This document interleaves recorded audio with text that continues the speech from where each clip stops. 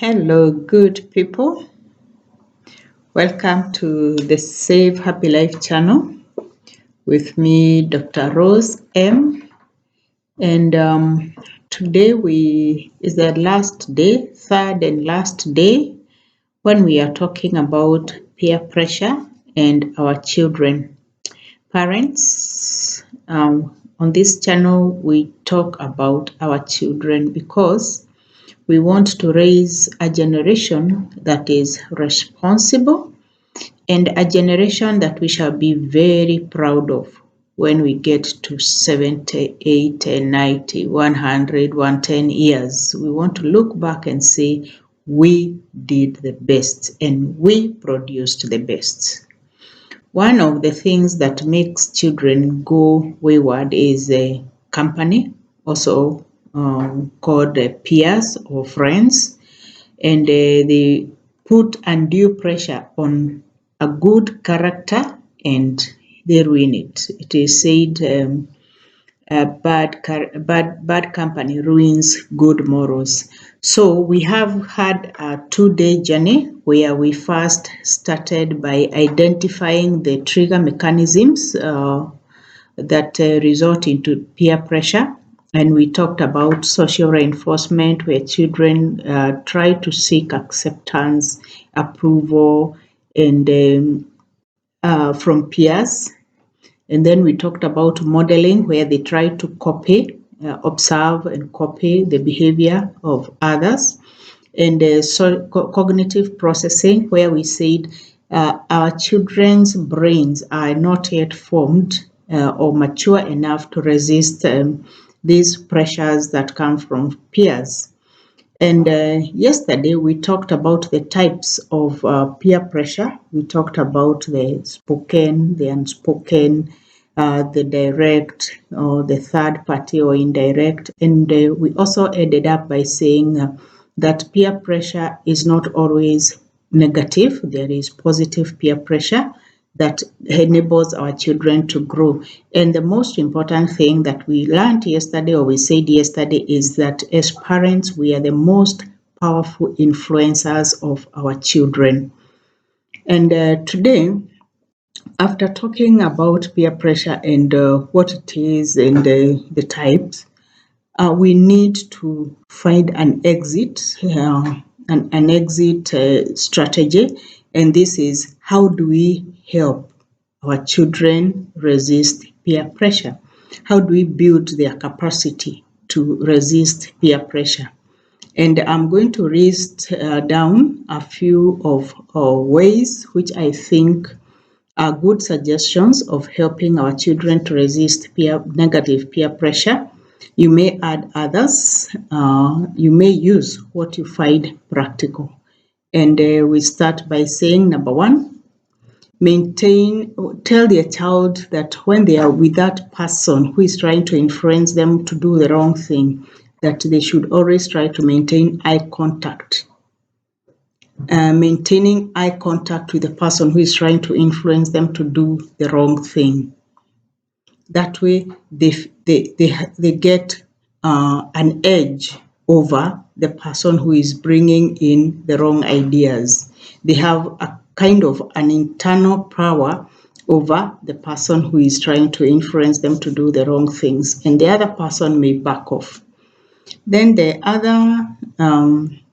other suggestion is that tell your child, my child, your child, that when they say no, it should be no. It should not be a no that sounds like a yes, a no that is uncertain, but it should be said in a clear, firm voice, a no statement. The other one is, the other suggestion is that when the child says no to peer pressure, teach them to follow it up with a reinforcing statement, with a right statement. For example, no, I do not want to smoke shisha because it is not right. I know it is not right. That I know it is not right reinforces the no to the person who is saying it, who is your child in this case, and to the ears of the person who is trying to make them smoke shisha, for example. Number 4, teach the child or teach your girl, teach your boy to walk away from the situations where they are influencers or peer pressure, negative peer pressure situations. They would rather let them know that they would rather lose a friend than live to regret. Number 5, teach them to discover other hobbies that they can engage in instead of having idle time. They say it is the devil's workshop, the idle mind, walking around the village or the estate, chatting and generally doing nothing with themselves. That is when they find other things to do amongst themselves and to influence one another.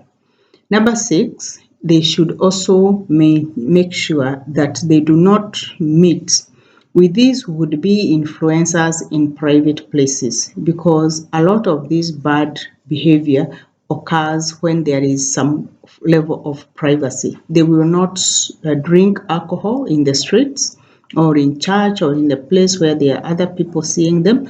They will not smoke cigarettes or bangi or whatever when other people are watching, and they will not even have, of course, sexual intercourse when other people are watching. So these private places are areas where that our children should avoid as much as possible if they have to keep off from peer pressure. Then the other point is that teach your child or let your child know that they should aspire and to have friends who have high moral values, and they know these friends, they know the people they want to be like, and they know the people who are their age mates and they are of high moral standing. Those are the ones that we should teach our children to work with. Next,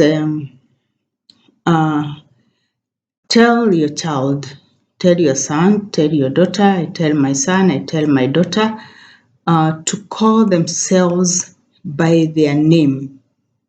Call themselves by their name and delink from everybody else who is doing it.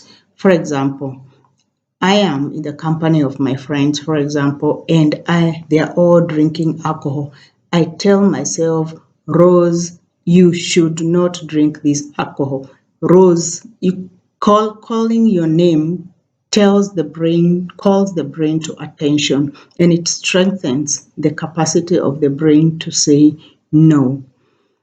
Then the other one is teach your child or help your child to construct a slogan or a maxim or something, a motto or whatever you may want to call it, that they will keep repeating. It becomes part of them. It's like a personal anthem. For example, teach them a phrase like, character is doing the right thing when nobody is watching. Drum it up. Let them get it in their head. They keep repeating it as many times as possible, and it becomes part of them. So every time they are about to do the wrong thing, because nobody is watching, then that reminder in the brain strengthens their capacity to resist. Another phrase could be, make it right, make it double right. This calls to mind that the child should do the right thing, and not just the right thing, try to make it even double right.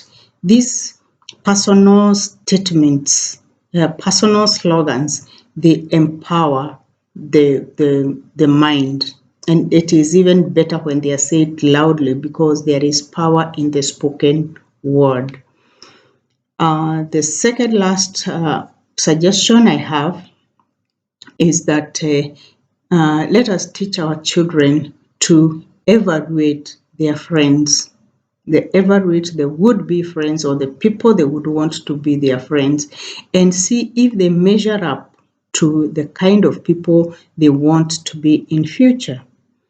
If they do not measure up to the kind of people they want to be in future, or the kind of people they would admire in future, then those are not friends. They are not good friends, and those are they are sources of negative peer pressure. And finally, let us teach our children to feel good about themselves. We teach them thigh love. We teach them personal high regard, that they look at themselves in the mirror and they say, I am worthy, I am value, I have high value, I love themselves, I love myself, and I am just enough. I don't need to be validated by others who may bring in the wrong kind of influence in my life. And let us remind them that they have dreams and goals, and that this young citizen life, or this teenage going into adulthood, this youth age is just but a passing phase in their life. They have bigger dreams, they have bigger goals, and the life is not about this small component of friends who want to mislead them from the right path into the paths that are going to destroy their future in the coming years. Thank you very much for listening to me. I am sure you would want to share this video with somebody. Please do, as you subscribe and